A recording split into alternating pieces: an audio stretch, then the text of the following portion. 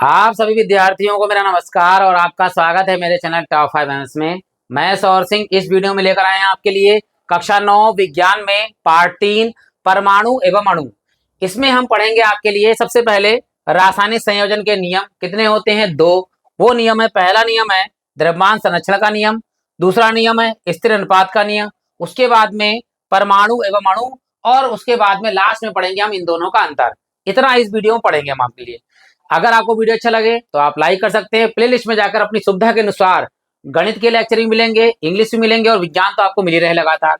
अगर आप नए हैं तो चैनल सब्सक्राइब भी कर सकते हैं ताकि 9th के साथ साथ में आपको 10th के भी लेक्चर मिलेंगे बाद में। उसके बाद फर्स्ट इंटर के लगातार मिलते रहेंगे। तो आशा करता हूँ कि आप हमारे चैनल बने रहेंगे। तो अब शुरू करते हैं ये वाला लेक्चर अपना। देखिए सबसे पहले जो है कि भारतीय दार्शनिक महर्षि कणाद, जो महर्षि कणाद थे भारतीय दार्शनिक थे जिन्होंने 800 ईसा पूर्व यानी 800 ईसा पूर्व में यह परिकल्पना प्रस्तुत की थी कि पदार्थ अति सूक्ष्म अविभाज्य कणों से बना है। यानी पदार्थ जो बना है वो बहुत सूक्ष्म कणों से बनकर बना है। बाद में इसी को परमाणु कहा गया यानी एटम कहा गया बाद में, लेकिन इन्होंने केवल कण कहा था। ये सूक्ष्म कण आपस में मिलकर बड़े कण अर्थात अणु बनाते हैं, यानी परमाणु मिलकर क्या बनाते हैं, अणु बनाते हैं। तो ये इन्होंने परिकल्पना दी थी। ये भारतीय दार्शनिक थे जो थे कणाद, जिन्होंने 800 ईसा पूर्व पदार्थ को अति सूक्ष्म कणों से मिलकर बने हुए बताते हैं, जो अविभाज्य है, जिसको तोड़ा नहीं जा सकता छोटे कणों से, और ये मिलकर बनाते हैं हमारे लिए क्या, अणु बनाते हैं। अब शुरू करते हैं। देखिए नियम, सबसे पहले रासायनिक संयोजन के नियम दो प्रकार के होते हैं, लेकिन पहले इसको पढ़ लेते हैं कि है क्या। देखिए सबसे पहले दो या दो से अधिक पदार्थों की अभिक्रिया जो निश्चित नियमों के अंतर्गत एक उत्पाद बनाते हैं। यानी कि दो या दो से अधिक क्या लेंगे, अभिकारक लेंगे। अभिकारक को रासायनिक अभिक्रिया में भाग लेने के बाद में क्या बनेंगे, उत्पाद बनेंगे। उत्पाद बनते हैं, बनाते हैं। इन नियमों को रासायनिक संयोजन के नियम कहते हैं। रासायनिक संयोजन का नियम मतलब दो या दो से अधिक तत्व जुड़कर एक नया तत्व बनाते हैं। क्लियर हो गया होगा। ये नियम तत्वों के परस्पर संयोजन करने के सिद्धांत को दर्शाता है। अब आए एक वैज्ञानिक, कौन से, फ्रांसीसी वैज्ञानिक एंटोनी एल लेवोजियर तथा जोसेफ एल प्राउंट ने कई प्रयोगों के बाद रासायनिक संयोजन के नियम का प्रतिपादन किया। यानी इन दोनों वैज्ञानिक ने जो है रासायनिक नियमों का क्या किया, प्रतिपादन किया, जो कितने प्रकार के होते हैं, दो प्रकार के होते हैं। देखिए सबसे पहले देखिए रासायनिक संयोग के मुख्य रूप से निम्नलिखित दो नियम है। पहला नियम है द्रव्यमान संरक्षण का नियम, दूसरा नियम है स्थिर अनुपात का नियम। तो शुरू करते हैं, देखिए एक एक करके दोनों नियम। तो पहले नियम पे बढ़ते हैं, द्रव्यमान संरक्षण के नियम पर। इसका मतलब क्या होता है कि द्रव्यमान नियत रहेगा, यानी कि अभिकारक में जितना द्रव्यमान रहेगा उतना ही मतलब द्रव्यमान जो रहेगा वो हमारे उत्पाद में रहेगा। नहीं, अभिकारक अभिक्रिया के पश्चात जो उत्पाद बनाएंगे उन दोनों में द्रव्यमान सदैव बराबर रहेगा। इसी को हम द्रव्यमान संरक्षण का नियम कहते हैं। फिलहाल ये देखिए कैसे लिखा रहता है वही बताते हैं रासायनिक भाषा में। द्रव्यमान संरक्षण का नियम सर्वप्रथम रूसी वैज्ञानिक कौन से, लोमोनोसोव ने सन 1756 ईस्वी में नियम का प्रतिपादन किया था। इस नियम के अनुसार क्या कहते हैं, देखिए इस नियम के अनुसार किसी रासायनिक अभिक्रिया में द्रव्यमान ना तो सृजन किया जा सकता है और ना ही विनाश। मतलब द्रव्यमान ना तो उत्पन्न किया जा सकता है और ना ही द्रव्यमान को नष्ट किया जा सकता है, बस द्रव्यमान को एक रूप से दूसरे रूप में परिवर्तित किया जा सकता है। ठीक है, अर्थात क्या, रासायनिक प्रक्रिया में के क्रम में केवल इसका क्या बदलेगा, स्वरूप परिवर्तन होता है। यानी इसका स्वरूप बदलता है, केवल परिवर्तन किया जा सकता है। चूंकि रासायनिक प्रतिक्रिया के क्रम में भी द्रव्यमान स्थिर रहता है, अतः इसे द्रव्यमान संरक्षण का नियम कहते हैं। अर्थात हमारा अभिकारक लिए, अभिकारक के बाद में हमारा क्या बना, उत्पाद बना। इन दोनों में द्रव्यमान सदैव बराबर रहेगा, इसीलिए इस नियम को द्रव्यमान संरक्षण का नियम कहा गया। यानी द्रव्यमान में कोई परिवर्तन नहीं होगा, बस इनका स्वरूप बदलता चला जाएगा। अब बढ़ते हैं, देखिए हम स्थिर अनुपात के नियम पर। नहीं, इसका एग्जाम्पल भी होगा, उदाहरण भी देखते हैं। देखो सबसे पहले हमने लिया 100 ग्राम कैल्शियम कार्बोनेट। 100 ग्राम क्या लिया, कैल्शियम कार्बोनेट। कैल्शियम कार्बोनेट का सूत्र होता है CaCO3। ये कितने ग्राम है हमारे पास, ये हमारे पास 100 ग्राम द्रव्यमान हो गया इसका। इसके बाद में क्या हुआ, इसको गर्म किया गया। तो गर्म कर लेते हैं, इसके लिए हमने गर्म किया।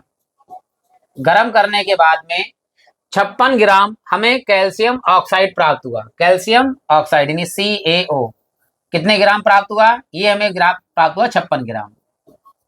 ठीक, आगे तथा 44 ग्राम कार्बन डाइऑक्साइड प्राप्त हुई। कार्बन डाइऑक्साइड यानी CO2, ये कार्बन डाइऑक्साइड कितनी प्राप्त हुई? 44 ग्राम प्राप्त हुई।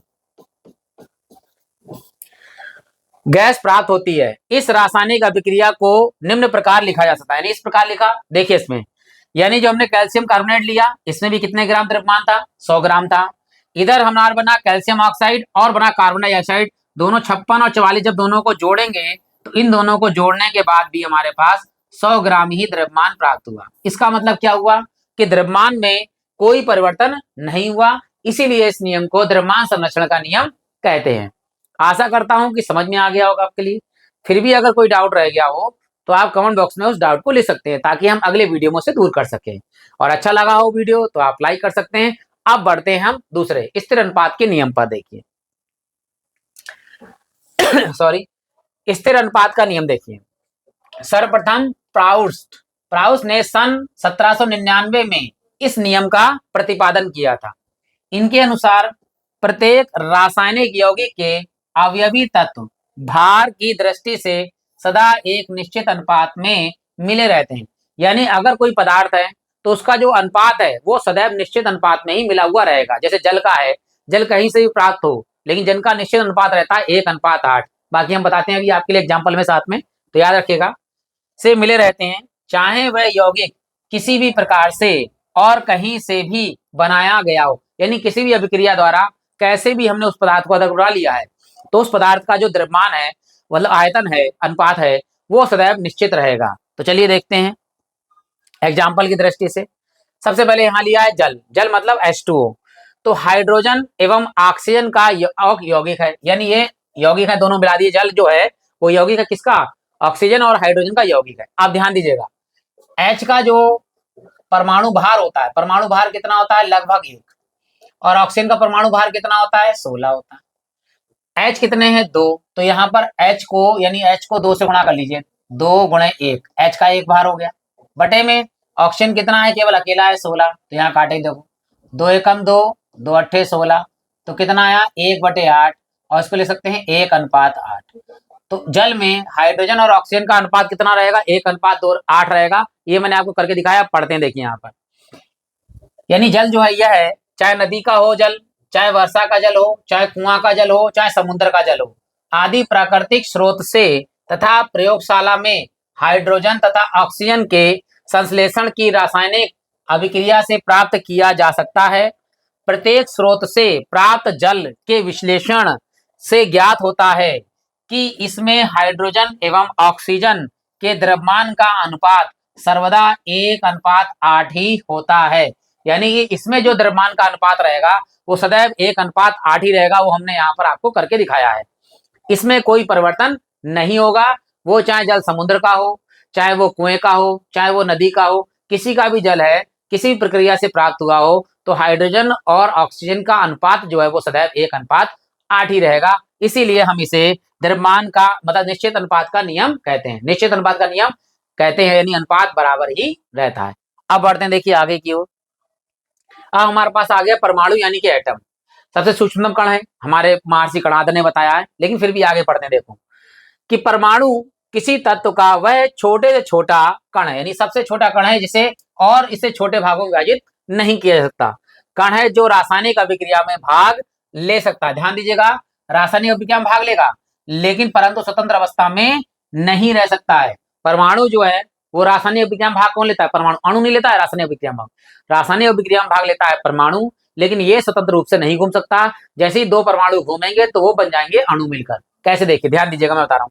परमाणु कौन कौन सा है? हाइड्रोजन अगर कहीं लिख दिया जाए H तो ये परमाणु है।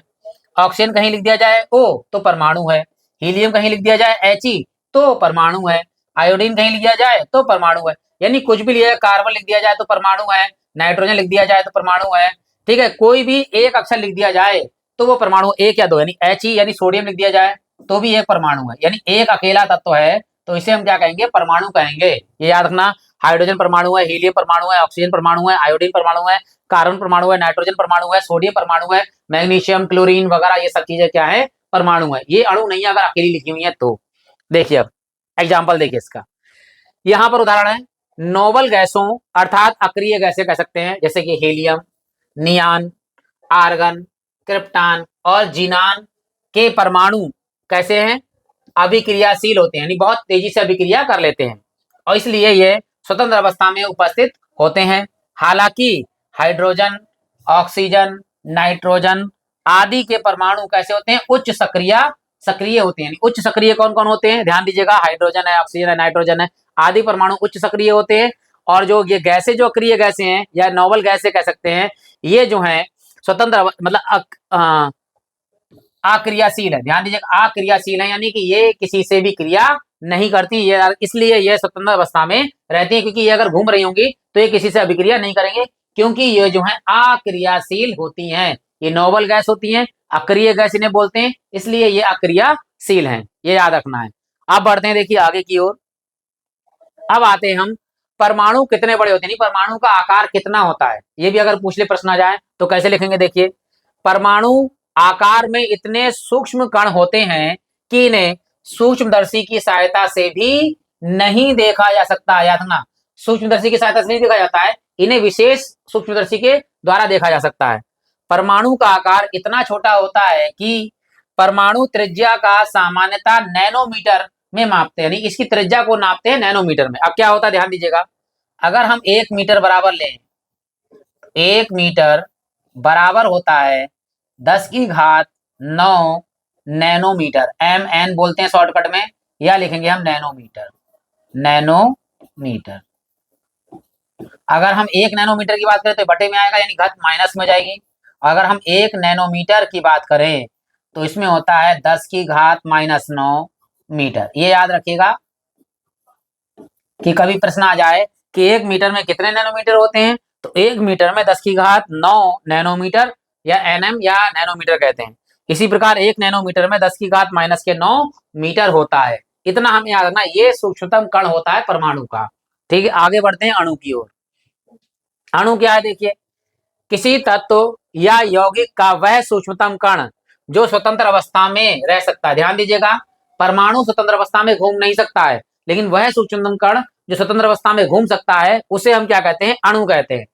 तथा जिसमें तत्व या यौगिक के सभी गुणधर्म निहित रहने हैं, जिसके गुण जो हैं वो परमाणु के जितने भी होते हैं वो गुणधर्म उसमें उपस्थित रहते हैं, अणु कहलाता है। जैसे कि हाइड्रोजन के एक अणु यानी H2, इसमें हाइड्रोजन गुण होते हैं, लेकिन ये H2 हाइड्रोजन गैस हो गई H2। H अगर केवल अकेला है, अकेला H लिखा हुआ है तो ये परमाणु है, और H2 लिख दिया जाएगा तो ये अणु हो जाएगा। तो हाइड्रोजन के 2 परमाणु यानी H के 2 परमाणु होते हैं तो ये बनता है हमारा अणु। इसी प्रकार जल है H2O, हाइड्रोजन कितने परमाणु हैं, 2, ऑक्सीजन का कितना परमाणु है, 1। तो हाइड्रोजन के 2 परमाणु और ऑक्सीजन का 1 परमाणु मिलकर क्या बनाता है, अणु मिलाता है।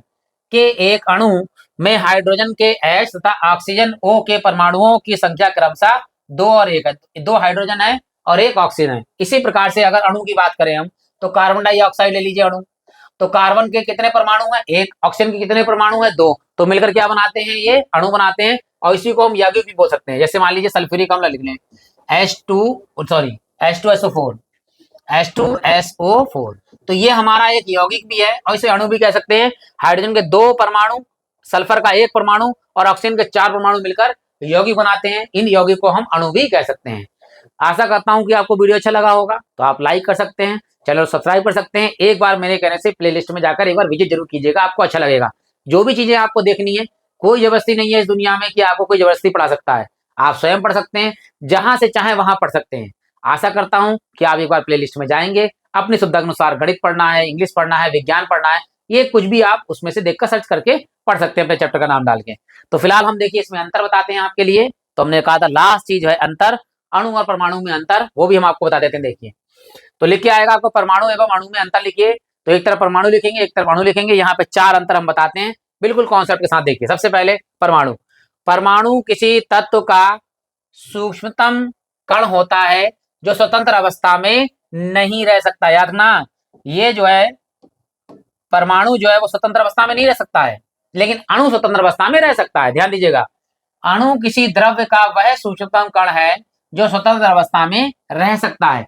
अणु स्वतंत्र अवस्था में रह सकता है, परमाणु स्वतंत्र अवस्था में नहीं रह सकता है। आगे देखिए, परमाणु रासायनिक अभिक्रिया में विभक्त नहीं होते हैं, यानी परमाणु नहीं टूटते हैं। परमाणु रहता नहीं, अगर हाइड्रोजन है तो हाइड्रोजन ही रहेगा, ठीक है, ये टूटेगा नहीं, बस हाइड्रोजन की संख्या दोनों तरफ बराबर रहेंगी। परमाणु नहीं टूटता है, अणु टूट जाता है। तो अणु रासायनिक अभिक्रिया में प्रायः परमाणुओं में विभक्त हो जाता है। कैसे? अगर मान लीजिए कहीं पर जल है और H2O, इसको अगर टूटकर कहीं कुछ और जिसमें जोड़ OH बना गया, कहीं जोड़ दिया जाए NaOH, इस तरह से अगर जोड़ दिया जाएगा तो देखिए परमाणु नहीं टूटे, परमाणु अपनी जगह पर है, लेकिन अणु टूट जाता है। तो अणु विभक्त हो जाते हैं रासायनिक अभिक्रिया में, परमाणु विभक्त नहीं होते हैं। अब तीसरा अंतर देखिए, परमाणु रासायनिक अभिक्रिया में भाग लेते हैं, परमाणु रासायनिक अभिक्रिया में भाग लेते हैं, लेकिन अणु रासायनिक अभिक्रिया में भाग नहीं लेते हैं। अणु रासायनिक अभिक्रिया में भाग नहीं लेते हैं, याद रखना है ये कॉन्सेप्ट कि परमाणु रासायनिक अभिक्रिया में भाग लेते हैं, अणु रासायनिक अभिक्रिया में भाग नहीं लेते हैं। अंतिम पॉइंट है, परमाणु रासायनिक अभिक्रिया में भाग लेने वाले तत्व का सूक्ष्मतम कण है, यानी सबसे छोटा कण, इसे और छोटे भागों में विभाजित नहीं किया जा सकता। तो रासायनिक अभिक्रिया में सबसे सूक्ष्मतम कण जो भाग लेता है वो है परमाणु। अणु एक या अधिक परमाणुओं से मिलकर बनता है, यानी या तो एक समान अणु हो, जैसे हाइड्रोजन हाइड्रोजन के अगर परमाणु अणु मिल जाए, हाइड्रोजन के दो परमाणु तो बन जाएंगे, हाइड्रोजन का अणु एक जैसे बन गए। अलग अलग हो सकते हैं, जैसे जल के अलग अलग हो गए, तो एक परमाणु मिलाओ, एक ही जैसे परमाणु हो या अलग परमाणु हो, तो उनसे मिलकर बनता है अणु। तो आशा करता हूँ ये अंतर भी समझ में आए होंगे आपके लिए, और आपने लाइक कर दिया होगा, चैनल सब्सक्राइब भी कर दिया होगा। बस प्ले लिस्ट में जाकर आप अपनी सुविधा के अनुसार देख सकते हैं। अगर नहीं किया है तो आप लाइक कर दीजिएगा, हमें अच्छा लगता है, हमें अच्छा लगेगा। आशा करता हूँ कि आपको वीडियो अच्छा लगा होगा। अगला वीडियो बहुत ही जल्दी लेकर आएंगे। इसी के साथ आप सभी लोगों का हृदय से